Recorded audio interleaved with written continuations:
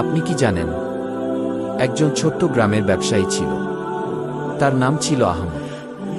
সে খুব গরিব ছিল, কিন্তু তার একটাই গুণ, সে কখনো মিথ্যা বলতো না। একদিন বাজারে এক ধনী লোক এল। সে অনেক দামে কিছু পণ্য কিনতে চাইল, কিন্তু আহমদ ভুল করে কম দামের পণ্য দিয়ে ফেলেছিল।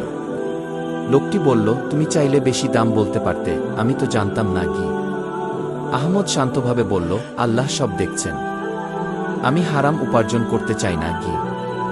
ধনী লোকটি অবাক হয়ে গেল। সে বলল, তুমি সত্যিই সৎ, আমি তোমার কাছ থেকেই সব পণ্য কিনব। কিছুদিন পর সেই ধনী লোকটি তাকে বড় ব্যবসার অংশীদার বানিয়ে দিল।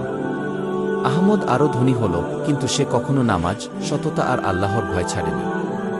শেষ কথা, সততা কখনো নষ্ট হয় না, আল্লাহ তার প্রতিদান অবশ্যই দেন।